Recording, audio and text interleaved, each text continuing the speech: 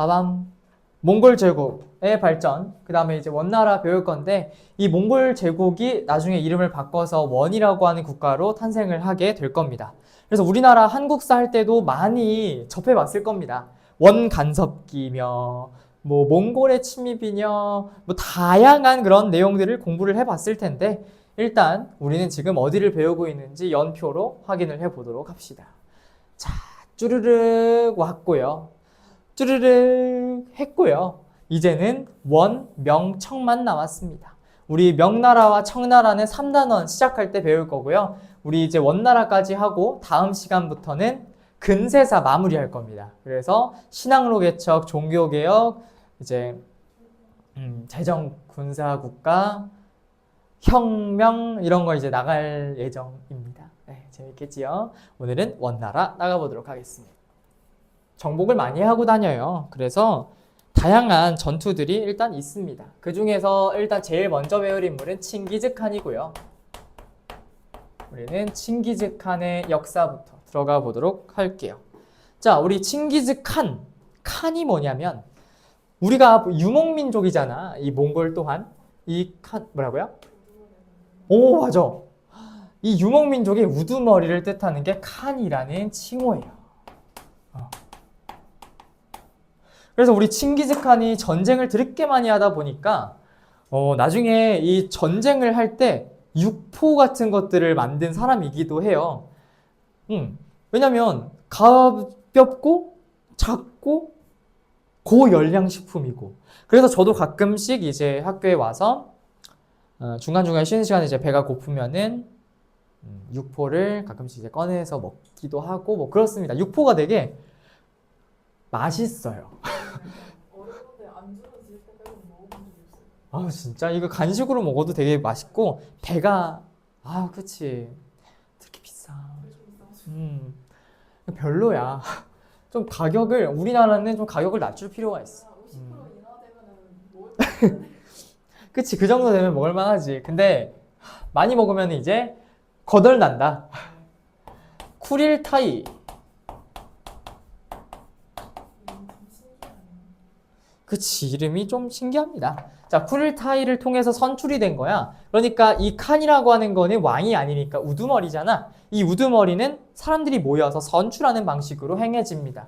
그래서 쿠릴타이에서 선출된 방식이다. 그래서 만들어진 게 칭기즈칸의 즉위가 되었다라는 거고요. 그 다음 두 번째. 자, 우리 칭기즈칸 같은 경우에는 당시에 행정 시스템을 만드는 그런 사람이기도 했었는데 우리가 그걸 뭐라고 부르냐면 천호제라고 불러요. 천호제와 친위대 창설.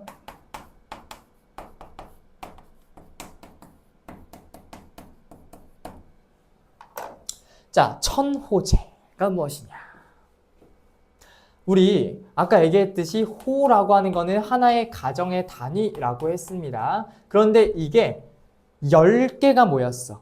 그러면은 호, 그러니까 집 가정이 10개라는 뜻이잖아. 그 10개를 묶어서 10개씩을 묶어서 그 10개 호의 장을 선출을 했어. 그래서 10개 호의 장을 10호장이라고 불렀습니다.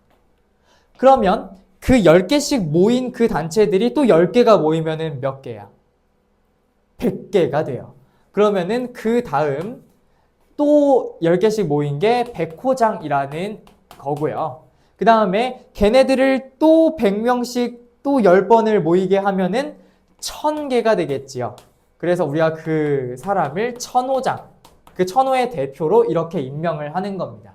그래서 10호장, 100호장, 1000호장. 제일 높은 거는 얘, 그 다음 얘, 그 다음 얘로 내려가는 겁니다. 이렇게 이해되지요? 우리 혹시 군대 가봤어요? 당연히 가봤을 리 없고. 우리 군대는 그런 게 있어요. 대대장, 중대장, 소대장. 뭐 이런 표현을 쓰잖아. 누가 제일 높아? 대대장이 제일 높고, 그 다음에 중대장이 높고, 그 다음에 소대장. 신병이란 드라마를 보면 정확하게 이해할 수 있는데 너무 재밌더라고. 중국어도 좀 그래? 되게 재밌어. 신병을 꼭 봐야 돼. 그래? 그런 소설이 있어? 네, 약간 어. 그 중세 쪽이긴 한데 그래도 음. 그 약간 한국 사람이라서 아, 그래, 그런 것처럼. 그럼 이해를 잘하겠다. 이게 제일 적은 거니까 이게 소대장, 이게 중대장, 이게 대대장. 이런 느낌이라고 보면 됩니다. 그래서 하나의 그런 호를 10개 중에서의 대표를 선출하고 100개 중에서의 대표, 1000개 중에서의 대표를 선출하게 되더라. 그래서 1000개의 호를 맡고 있는 장, 천호장을 중심으로 해서 천호제라는 제도를 만들게 된 겁니다. 그 다음에 친위대는 군대. 그래서 왕이 거느릴 수 있는 직속 부대를 만들었다. 라는 그런 얘기가 되겠고요. 그 다음 세 번째. 당시에 우리 중앙아시아 지역으로 가면은 호라즘이라고 하는 그런 왕국이 하나 있었습니다. 그 호라즘 왕국을 정벌하려고 떠났어요. 왜? 자기네 나라에 사신이 갔는데 사신이 죽었네. 그러면 우리가 뚜까 혼내주러 가야지 해서 또 간 게 호라즘 왕국 정벌이 되겠습니다.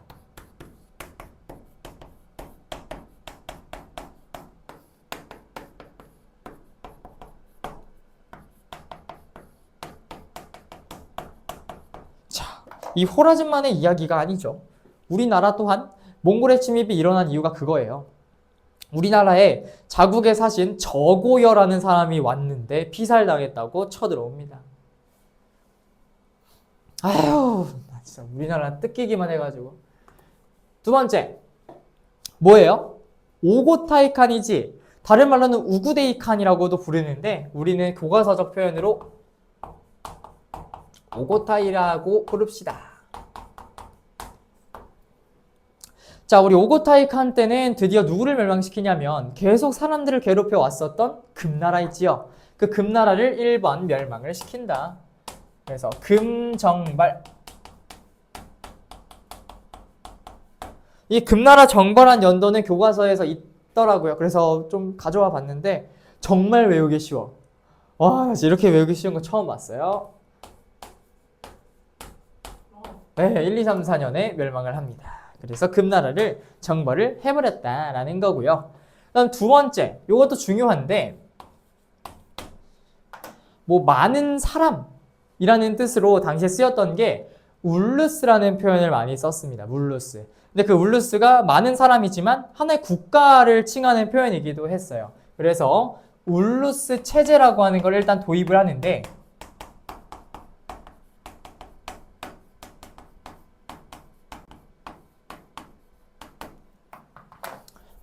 자, 그러니까 너무 몽골이 이제 영토가 넓은 거야. 너무 넓어. 그러면 그 넓어진 영토를 제대로 안 다스리면 거기서 뭐가 일어날까? 반역, 반란 이런 게 일어나면은 나라는 망해. 그러니까 그 넓은 영토를 차지하고 나서 울루스라고 하는 소규모의 국가를 4개로 나눴어. 원래 원나라의 본토, 거기 아마 교재에 있을 텐데 원나라의 본토, 카라코름을 중심으로 한 원나라 본토랑 그 다음에 뭐 다양한 거 나눠져 있죠. 주치 울루스, 차가타이 울루스, 홀라구 울루스 이런 4가지의 국가로 쪼개놓은 거야. 나머지 3개의 울루스를 도입을 해서 울루스의 대표를 또 선출을 한 거지. 그래서 다른 말로 뭐 사한국 체제라고도 배운 적이 아마 있을 텐데 이름을 또 바꿨어. 그렇게 됐습니다. 그 다음에 원래 있었던 이 원나라의 영토, 이 몽골 제국의 영토의 대빵, 수도는 어디였냐면 바로 카라코룸이라고 하는 곳이었어요.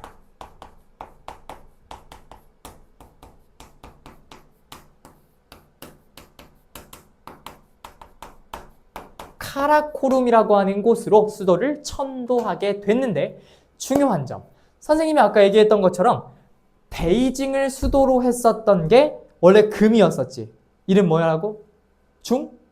중도였는데 오고타이 칸 다음에 오는 게 중요한 사람 쿠빌라이 칸이라는 사람이 등장하거든. 쿠빌라이 칸 또한 베이징으로 옮겼어. 무슨 도? 대도. 그렇게 되는 거예요. 일단은 카라코름이다. 그 다음 쿠빌라이로 갑니다. 자, 쿠빌라이 칸은 우리가 다른 말로는 원나라 세조라고 부르게 되는데 왜냐면 이 쿠빌라이 칸 때 나라 이름이 뭐가 된다? 원이 되는 거야. 이제 원인 거야. 그래서 자 1번 국호를 원으로 채택하였다. 자, 쿠빌라이칸은 수도 옮겼다 했지요? 어디? 그렇지. 수도를 베이징으로 옮기게 되는데 이 베이징의 표현은 대도다.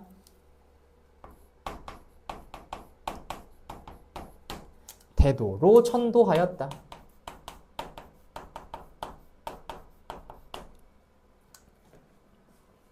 자, 그 다음 세 번째 중요한 사실이 하나 더 있는데 이 쿠빌라이 칸 때는 중요한 점이 일본 원정을 떠나려고 했었습니다. 당시에 일본은 어떤 막부였냐면 가마쿠라 막부라는 게 있었어. 우리 일본사 짜증나게 몽골 제국할 때 가마쿠라 막부를 같이 배우더라. 교과서에. 교과서에 한 이 정도 나와 있어. 밑에 조그만 글씨로. 어이가 없어가지고. 그리고 또 일본사 나머지는 또 다음에 배우고 또 쪼개서 나중에 또 배우고 이렇게 돼 있어. 나 진짜 교과서 이해가 안 돼. 왜 그렇게 배열을 한 걸까? 가마쿠라 막부는 원래 오늘 배우는 게 맞지만 3단원 할 때 같이 해줄게. 그때. 그래서 이때 아무튼 가마쿠라 막부였었는데 그 가마쿠라 막부의 원정을 떠나요.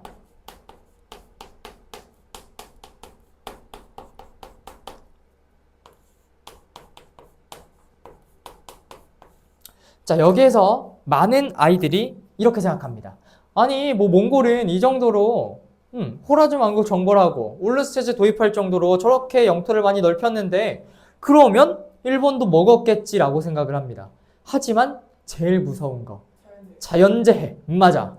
가려는데 태풍이 막 몰아치고 막 난리가 난 거야. 그러니까 사람들이 막 가다가 죽고 실패하고 이래서 결국엔 못했지. 근데 맞아. 우리나라에는 정동행성을 설치해가지고 막 일본 가게끔 도와줘라 너네가 이러면서 강제로 점령을 해버렸잖아. 근데 실패를 했지. 그리고 일본이 생각하기로는 우리는 신이 도와준 국가, 신풍사상, 신국사상이 이때 유행하면서 나중에는 카미카제 특공대를 만들게 되는 그런 배경이 되기도 했습니다. 어이가 없어요. 자, 우리 원나라에서는 가장 중요한 기구라고 볼 수 있는 것이 행중서성이라는 곳이 있어. 여기가 일단 관리 기구, 센터라고 보면 됩니다. 미안, 행성? 아니야, 행중서성.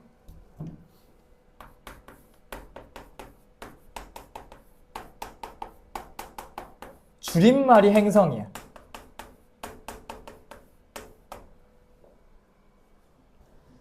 그래서 정복하기 위한 어디를? 동쪽을 정복하기 위한 행성. 이름하여 정동행성.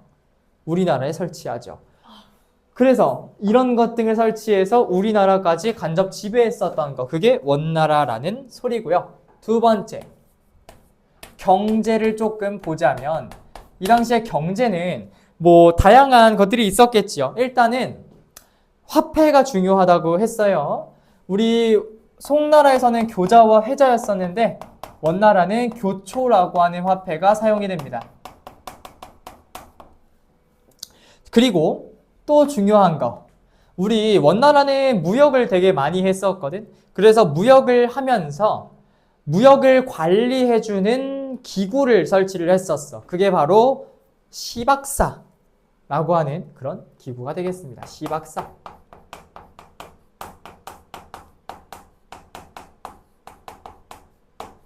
무역기구, 무역관리기구에 가깝습니다. 그래서 뭐 관리해준 출입국 시설 뭐 이런 걸로도 볼 수가 있겠네요. 자, 그리고 무역을 하다 보면은 사람들이 계속 이동하고 말 타고 당시에 많이 다니기도 했었는데 그러면 그 사람들이 잠깐 쉬어갈 수 있는 휴게소가 필요했겠지. 우리가 그걸 역참이라고 불러요. 역참. 무역 휴게소 뭐 이런 뜻입니다.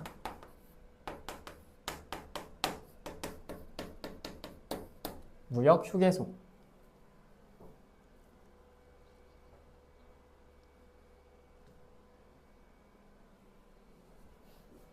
자, 그 다음 세 번째.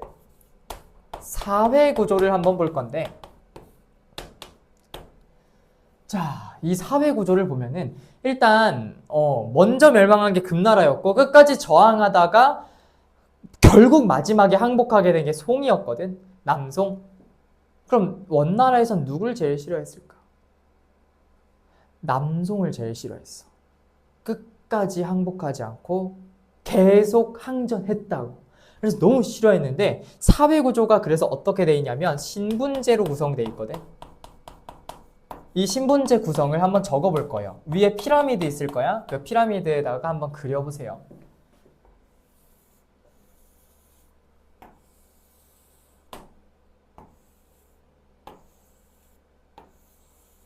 자, 맨 위에는 당연히 누가 있냐면 몽골인이 있습니다. 몽골인들이 가장 우월한 존재라고 생각을 했겠지요.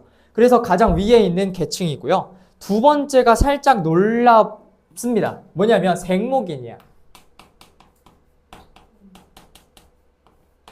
그러니까 눈에 색이 있는 사람들이라는 거거든. 외국인이겠지. 맞아. 서역 사람들. 그래서 그런 사람들이 있고요. 그래서 이 사람들은 뭐 회계 같은 거를 특히 많이 담당을 했다고 합니다. 그리고 그 다음으로 있는 게 이게 근데 좀 갈리게 되는 게 뭐냐면 저항을 끝까지 했었던 남송인은 우리가 남인이라고 불렀고 그 나머지 한인들 있지. 그 사람들이 세 번째고 남송 출신의 한인들을 남인이라고 불렀는데 이 사람들이 가장 아래에 있습니다. 이런 식으로 위계 구조를 띠고 있는 것이 신분제 구성 원나라의 특징이라는 거야. 그래서 이런 피라미드를 가지고 있다.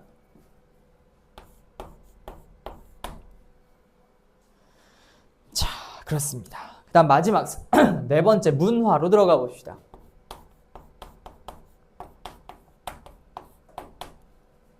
문화. 자, 1번.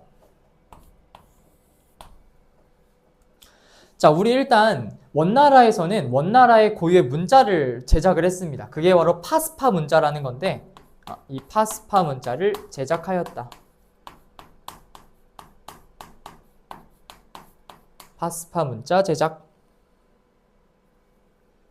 다음 두 번째. 이 파스파 문자를 만듦과 동시에 우리 날짜를 세는 그런 기준이 있었거든. 그 날짜를 세는 것 중에서 수시력이라고 하는 날짜 세는 방법이 있는데 이 수시력을 채택합니다. 그래서 수시력을 제작하였다. 이렇게 보고요. 그 다음 마지막 세 번째. 자리가 여기다 쓰자. 일단 이 당시에 원나라를 방문하였던 서양의 인물들이 있었는데 대표적인 인물부터 가보도록 합시다. 일단 마르코 폴로라는 사람이 있었어요. 우리 다음 시간에 얘기를 좀 해볼 건데 이 마르코 폴로라는 사람은 동방, 즉 이 동양을 보고 들은 이야기들을 책으로 기록해 놓은 거야. 우리가 그거를 동방견문록이라고 부르죠. 그러니까 서양 사람들이 야, 우리 중국이랑 이 동방 사람들 너무 신기하다. I love 후추 이러면서 동양으로 들어왔지. 노력을 엄청나게 했어. 그래서 뭐 콜럼버스는 저 신대륙 개척해버리고 마젤란 이렇게 와가지고 필리핀까지 와보고 그랬던 게 신항로 개척. 다음 시간에 배울 거고요. 그 다음에 마르코 폴로 말고도 이븐 바투타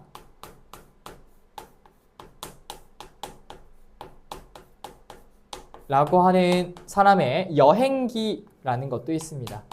그러니까 정말 많이 방문을 해본 거야.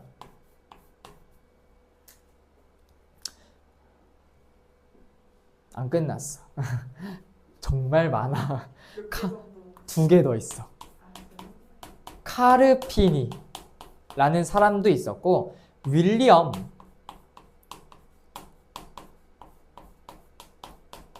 리브룩 이런 사람도 있었습니다. 카르피니와 윌리엄 리브룩은 이번 이의개정에서 처음 가르쳐 보는 것 같아. 그래서 이런 사람들까지 있었다는 거 기억하시면 됩니다. 일단 요게 원나라 끝이에요. 간단하죠? 그래서 우리 송나라 같은 경우에는 중요했었던 거 조광윤의 문치주의. 그래서 국방력 조져버렸고 왕한석이 신법개혁 추진했지만 망했다고. 그리고 나서 송나라에서는 중요한 학문 하나가 나왔었는데 성증리학 무슨 학? 성리학이 만들어졌다. 원나라에서는 교초 사용했었고 시박사 만들었고 쿠빌라이 칸, 오고타이 칸 처음에 나왔던 칭기즈칸까지 정책들 외우시면 되겠습니다. 그럼 우리 한번 문제 풀어볼 건데요. 오늘 문제 진짜 어려워요. 자, 1번 밑줄 친 이 왕조에 대한 설명으로 옳은 것은 자, 우리 이거 수능 문제였고 아니었네. 5월 평가 문제였고 이 문제는 되게 쉬워요. 전년에 맹약이 체결된 이후에 이 왕조의 상황이 묘사되어 있는데 연운 16주를 차지하고 있던 거란요와 여러 차례 전쟁을 벌였다. 그리고 거란과 전년의 맹약을 맺고 막대한 양의 은과 비단을 주었다. 전년에 맹약을 체결했었던 거 우리 요 나라랑 어떤 나라? 요 나라랑 어디? 이었던 거 기억나지요? 왜냐면 거란요와 여러 차례 전쟁을 벌였던 이 왕조라고 했으니까 뭐 금나라일 수도 있겠지만 여기서 중요한 건 전년의 맹약이라고 줘버렸기 때문에 요걸 체결한 건 요와 송이었었죠. 그래서 송이 요한테 매년 뭐 은과 비단이나 이런 거 주겠다 했는데 어떻게 해버렸어? 깨버렸다. 그렇게 해서 요 나라를 멸망시켰잖아요. 그러니까 우리는 송에 대한 설명 골라주면 됩니다. 자, 1번 교자를 발행하였다. 이거 어느 나라? 교자와 회자가 유통되었던 게 송나라입니다. 그 다음 군기처를 설치하였다. 우리 이거 군기처는 나중에 명청할 때 다룰 거라서 나중에 배울 거고요. 그 다음에 수시력을 편찬하였다. 오늘 배운 건데. 그렇지, 원나라. 그 다음 동돌고를 복속시켰다. 이거 우리 배웠던 당이라고 하는 국가 기억나죠? 그 다음 분서갱유를 단행하였다. 그렇지, 신시황제가 되겠습니다. 그래서 요거는 이 진나라고요. 그 다음에 이 군기처나 이런 거는 다음에 더 자세하게 알려줄 테니까 일단 넘어가도록 할게요. 자, 2번 이 인물에 대한 설명으로 옳은 것은 자, 가는요 이 교황의 요청으로 롬바르드 왕국과 전쟁을 벌였어. 그쵸? 그 다음에 그는 아버지인 피핀보다 적극적으로 전쟁에 나섰다. 이게 제일 큰 힌트야. 아버지가 피핀이야. 클카피카잖아? 아버지가 피핀이면 마지막 카롤루스 대제라는 거겠지. 근데 더 중요한 힌트 여기 또 있어. 교황 레오 3세는 로마를 방문한 가를 서로마 황제이자 로마 교회의 수호자라고 선언하면서 나중에 관을 씌워준 사람이네. 카롤루스 대제겠네. 카롤루스 대제 했었던 거 뭐 있었을까? 많지. 카롤루스 뭐 르네상스 했었고 궁정학교도 만들었었고 그 다음에 고전 연구도 활발하게 했었고 그렇네요. 그럼 그 중에 나올 것 같아요. 자, 성상 파괴령을 반포하였다. 요거는 레오 3세라는 인물이었고요. 자, 그래서 성상 파괴령 때문에 어떻게 됐을까? 동로마 서로마 교회가 쪼개졌다. 그 다음에 보름스 협약을 체결하였다. 자, 우리 보름스 협약 체결하면서 누구에게 성직자 서임권이 갔다? 교황에게 갔다. 그래서 교황에게 서임권을 부여하였다. 자, 그 다음 3번 호르텐시우스법 계속 나오고 있어. 무슨 나라? 오, 맞아. 호르텐시우스법과 리퀴니우스법 해서 원로원의 동의 없이도 효력이 있다라는 거랑 집정관 둘 중에 한 명을 꼭 앉혀야 된다. 이런 법 등을 만들었던 거잖아. 어떤 나라였을까? 맞아. 로마라는 국가였어요. 자, 그 다음에 그래서 호르텐시우스법이 그거 맞아. 집정관 둘 중에 한 명 임명하는 거. 그 다음에 효력 있는 게 리퀴니우스법이고. 그래서 궁정학교를 세워서 문예를 부흥시켰다. 이게 카롤루스 르네상스지. 몇 번? 4번이 되는 겁니다.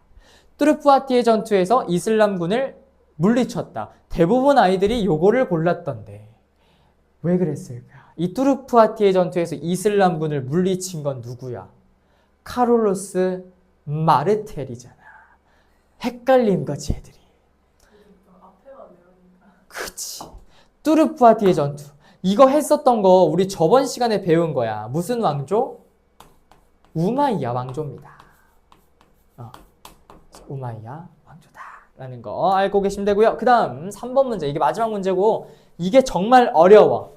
그래서 이 문제는 풀 수 있는지를 한번 테스트 해보도록 하겠다. 나는 지금 너희에게 1분의 시간을 줄 것이고 1분의 시간 동안 이 나라가 뭔지를 맞춰보시오. 마음속으로. 무려 수능 3점짜리 문제요.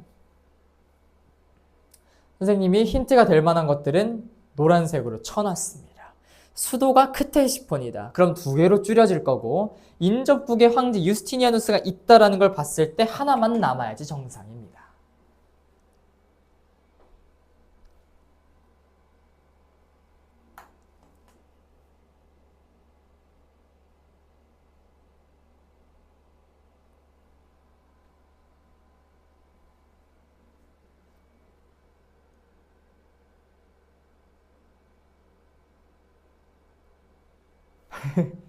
조금 어려워요.